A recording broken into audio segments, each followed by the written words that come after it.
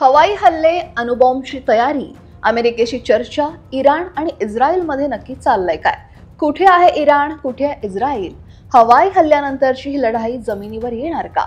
युद्ध झालं तर दोन्ही देशांकडे सैन्यबळ किती आहे? जाणून घेऊयात. नमस्कार, मी अक्षरा चोरमारे आणि आपण पाहताय लोकमत. तर इस्रायल आणि इराणमधील तणाव हा शिगेला पोहोचलाय. खरं तर दोनही देशांमधलं युद्ध हे सुरूच आहे. 13-14 जूनला सुरू झालेला इस्रायल आणि इराणमधला लष्करी संघर्ष हा आता धोकादायक वळणावर पोहोचलाय. शुक्रवारी सकाळी इराणची राजधानी तेहरान आणि आसपासच्या भागात सुमारे 200 इस्रायली लढाऊ विमानांनी हे अणुप्रतिष्ठानांवर आणि लष्करी नेतृत्वावर हल्ला केल्यानंतर दोनही देशांमधला हा तणाव सुरू झाला. तेहरानमधल्या अणुसुविधा आणि लष्करी तळांवर इस्रायलने केलेल्या हवाई हल्ल्यांमुळे इराणचं मोठं नुकसान झालं.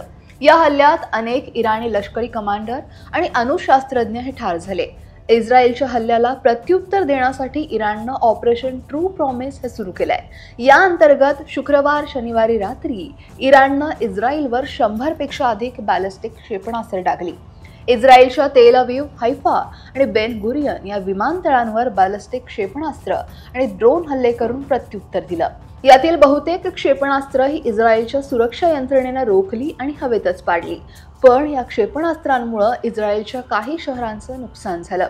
इराणनं निवासी भागांवर केलेल्या हल्ल्यामुळे इस्रायल खूप संतापला होता आणि त्यानंतर इस्रायलनं इराण विरुद्धच्या कारवाईचा विस्तार केला आणि हल्ले तीव्र केले. त्यानंतर इस्रायलनं इराणचे साऊथ पार्स गॅस फील्ड, शहरान ऑइल डेपो, तेहरानजवळील रिफायनरी आणि मेहराबाद विमानतळ यांसारख्या ठिकाणांवर हल्ला केला.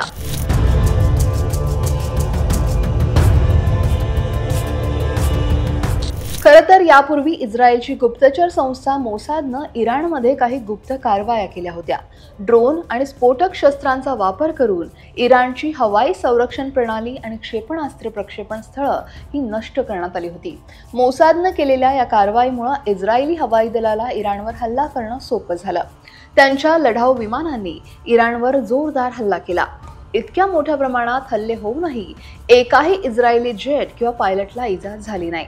इस्रायल आणि इराणमधील संघर्षाचं सगळ्यात मोठं कारण म्हणजे इराणचा अणु कार्यक्रम, ज्याबद्दल इस्रायलचा असा विश्वास आहे की इराण हा अणुबॉम्ब बनवण्याच्या जवळ आहे. त्याच वेळी इराण हे स्पष्टपणे नाकारतोय. इराणचं म्हणणं आहे की त्यांचा हा अणु कार्यक्रम केवळ आणि केवळ नागरी उद्देशांसाठी आहे.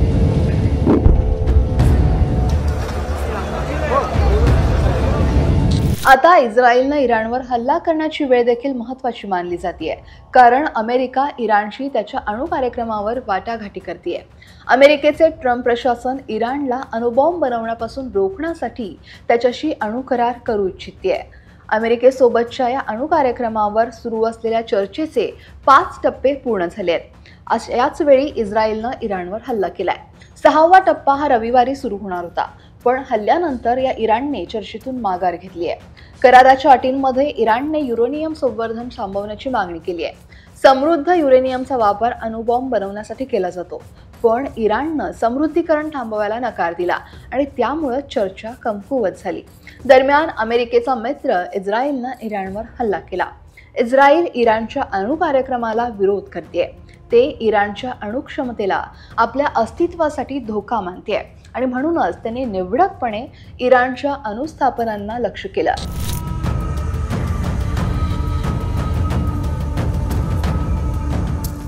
इराणवरील इस्रायली हल्ल्यांमुळे अमेरिकेचे अध्यक्ष डोनाल्ड ट्रम्प यांची सौदेबाजी करण्याची शक्ती वाढली आहे. अमेरिकन राष्ट्राध्यक्ष इराणवर अणु करार स्वीकारण्यासाठी दबाव आणतायत, पण इराण हा त्यांचा प्रस्ताव स्वीकारण्यासाठी नकार देतोय. इस्रायल एकाच वेळी 2 ध्येयांवर लक्ष केंद्रित करतोय. यापैकी एक म्हणजे इराणचे अणु कार्यक्रम थांबवणं आणि दुसरा म्हणजे इराणमधील राजवट बदलणं. इस्रायली पंतप्रधान बेंजामिन नेतन्याहू यांनी हे अनेक वेळा जाहीरपणे जाहीर केलंय. या दोनही परिस्थिती इस्रायलसाठी अनुकूल आहेत. अणु कार्यक्रम संपवल्यानं इराण कमकुवत होईल, तर दुसरीकडे तिथं सत्ता बदलल्यानं गृहयुद्ध सुरू होईल. पाश्चात्य देशांनी इराक आणि लिबियामध्ये हे आधीच केलंय. इराकमधून सद्दाम हुसेन आणि लिबियामधून मुअम्मर गद्दाफी यांना पदच्युत केल्यानंतर दोन्ही देश दीर्घकाळापासून गृहयुद्धाशी झुंजत आहेत. या सर्व परिस्थिती इराण आणि इस्रायलमधील सध्याचा तणाव हा किती काळ टिकतो यावर अवलंबून आहे. इराण आणि इस्रायल किती काळ लढतात आणि अमेरिका किती काळ संयम बाळगते यावर अवलंबून आहे. खरं तर रविवारी संघर्षाच्या तिसऱ्या दिवशी इस्रायलनं इराणवरील हल्ले वाढवले. राजधानी तेहरानमधील अनेक सरकारी मंत्रालय, परराष्ट्र मंत्रालय, गुप्तचर मंत्रालय, पोलीस मुख्यालय तसंच इस्फहानमधील लष्करी तळ आणि मशहादमधील हवाई इंधन भरणाऱ्या विमानावर हल्ला केला. ही माहिती institute of war studies AP आणि रॉयटर्स या वृत्तसंस्थांनी दिली आहे. सोमवारी संघर्षाच्या चौथ्या दिवशी इराणनं इस्रायली शहरातील हाफिया इथल्या एका तेल प्रकल्पावर हल्ला केला. CNN या वृत्तवाहिनीच्या वृत्तानुसार इराणी क्षेपणास्त्र 30 पेक्षा अधिक इस्रायली लक्ष्यांवर पडली. इस्रायलनं इराणची राजधानी तेहरानमधील सरकारी न्यूज चॅनलच्या इमारतीवरही बॉम्ब टाकले. त्यानंतर आता इस्रायलचे पंतप्रधान बेंजामिन नेतन्याहू यांनी मोठं विधान केलंय. इराणचे सर्वोच्च नेते अयातुल्ला अली खामेनी यांना संपवल्यानंतरच हा संघर्ष संपेल असं विधान त्यांनी केलंय. इस्रायलची लष्करी कारवाई ही संघर्ष सुरू ठेवण्यासाठी नाही तर तो संपवण्यासाठी आहे असंही नेतन्याहू म्हणाले. इस्रायल इराण संघर्षाचा चौथा दिवस असताना पंतप्रधान नेतन्याहू यांनी हे वक्तव्य केलं. तर इराणचे परराष्ट्र मंत्री अब्बास अराक्ची यांनी एका एक्स पोस्टमध्ये बेंजामिन नेतन्याहूंबाबत भाष्य केलंय. जर राष्ट्राध्यक्ष ट्रम्प यांना खरोखरच मध्यस्थी करायची असेल आणि हे युद्ध थांबवण्यात रस असेल तर त्यांची पुढची पावलंही महत्त्वाची असतील. इस्रायलनं त्यांची लष्करी कारवाई ताबडतोब थांबवावी, नाहीतर आम्ही प्रत्युत्तर देतच राहू. फक्त एका फोन कॉलनं नेतन्याहूवर दबाव आणता येतो असंही अब्बास अराक्ची यांनी म्हटलंय. दरम्यान ट्रम्प यांची इराणवर नाराजीही स्पष्टपणे दिसून आली आहे. ट्रम्प यांनी सोशल मीडियावर पोस्ट केलंय की मी इराणला ज्या करारावर स्वाक्षरी करायला सांगितली होती त्यावर इराणनं स्वाक्षरी करायला हवी होती. त्यांनी तसं केलं नाही आणि आता युद्धात अनेकांचे बळी जात आहेत. सोप्या भाषेत सांगायचं तर इराणकडे अण्वस्त्र असू शकत नाहीत. मी हे वारंवार सांगितलंय. प्रत्येकानं ताबडतोब तेहरान सोडलं पाहिजे अशी पोस्ट ट्रम्प यांनी केली आहे. अमेरिकेच्या निर्बंधांमुळे एकाकी पडलेल्या इराणचं हे पहिलंच युद्ध नाहीये. जर आपण त्याच्या इतिहासावर नजर टाकली तर त्याला अनेक युद्धांना तोंड द्यावं लागलंय. यापैकी सर्वात विनाशकारी युद्ध म्हणजे इराक सोबतचं त्याचं युद्ध. या युद्धाची खास गोष्ट म्हणजे त्या काळात इस्रायलनं स्वतः इराक विरोधात इराणला पाठिंबा दिलेला. या युद्धात इराणमध्ये प्रचंड विनाश झालेला. खरं तर पाश्चात्य देशांनी लादलेल्या व्यापार निर्बंधांमुळे इराण त्रस्त आहे. या निर्बंधांपासून मुक्तता मिळवण्यासाठी इराणचे उदारमतवादी अध्यक्ष मसूद पेझेश्कियान यांनी पुन्हा एकदा अमेरिकेशी चर्चा सुरू केली होती. त्यांच्या या पुढाकाराला इराणच्या कट्टरपंथी नेत्यांनीही स्वीकारलं. पण ज्या टप्प्यावर ही चर्चा खंडित झाली आहे त्यानंतर इराणचा कट्टरपंथी गट पुन्हा एकदा इस्रायल आणि अमेरिकेविरुद्ध कठोर भूमिका घेऊ शकतो. या हल्ल्यांमुळे अमेरिका आणि इस्रायलबद्दल या कट्टरपंथी नेत्यांची भूमिका अधिक बळकट झाली आहे. हे नेते या दोनही देशांना विश्वासार्ह मानत नाहीत. इराणच्या संसदेत या अशा नेत्यांची पकड सुद्धा मजबूत आहे. इराण आणि इस्रायलमध्ये हे हवाई हल्ले सुरूच आहेत. पण हे युद्ध अजून किती मोठ्या लेवलला जाणार, जमिनीवरही सैन्य समोरासमोर येणार का याबाबत सुद्धा चर्चा सुरू आहे. तुम्हाला माहिती आहे का की इराण आणि इस्रायल किती अंतरावर आहेत? तिथे पोहोचायचं कसं? सहसा आपण ऐकलं असेल की शेजारी देशांमध्ये तीव्र शत्रुत्व असतं, जसं आपलं भारत, पाकिस्तान, उत्तर कोरिया, दक्षिण कोरिया, जपान, चीन. पण इस्रायल आणि इराणची कहाणी मात्र वेगळी आहे. ते दोनही देश शेजारी नाही आहेत किंवा जवळपासही नाही आहेत. या देशांमध्ये अशी कोणतीही परिस्थिती नाही जिथं दोघांच्या सैन्याची समोरासमोर टक्कर होऊ शकेल. आणि त्यामुळेच हे दुश्मनीचे हेवे दावे हे दोनही देश हवाई हल्ल्यांमधून पूर्ण करतात. आता अशा परिस्थितीत दोघांमधल्या जमिनीवरील अंतर किती आहे त्याबद्दल सांगते. तर हे दोन्ही देश आशिया खंडातच आहेत. पण या दोन्ही देशांदरम्यान थेट रस्ते मार्ग नाही आहे. प्रवास करण्यासाठी अनेक देशांमधून जावं लागतं. इराक आणि जॉर्डन सारखे देश यामध्ये येतात. तसंच दोनही देशांमधील जमिनीवरून अंतर हे 1200 ते 2000 किलोमीटर आहे.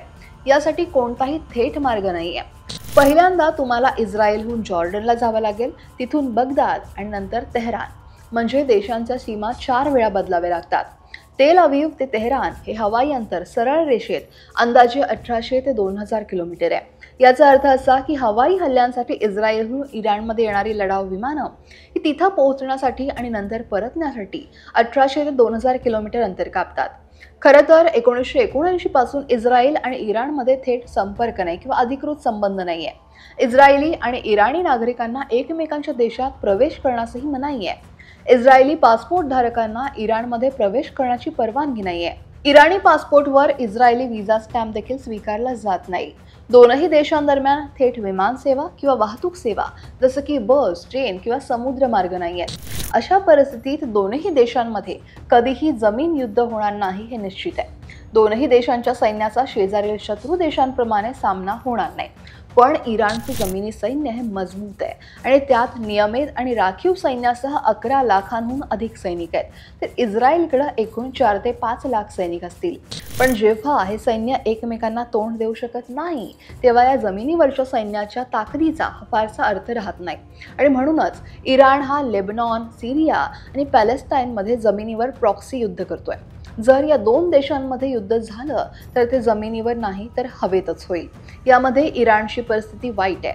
त्यांच्याकडे जुनी विमानं आहेत आणि त्यांची संख्याही कमी आहे. आणि हो, इराणकडे निश्चितच चांगली बॅलिस्टिक क्षेपणास्त्र आणि ड्रोन आहेत. दरम्यान जगातील बहुतेक देशांनी इस्रायलनं इराणवरील हल्ल्याचा निषेध केलाय. अमेरिका, ब्रिटन, फ्रान्स सारखे देश हे इस्रायलच्या समर्थनासाठी पुढे आले आहेत. अमेरिकेचे अध्यक्ष ट्रम्प यांनी म्हटलंय की ते ही लढाई थांबवण्यासाठी प्रयत्न करतायत. ट्रम्प म्हणाले की हे थांबवण्यासाठी बैठका आणि दूरध्वनी संभाषणांची मालिका सुरू आहे.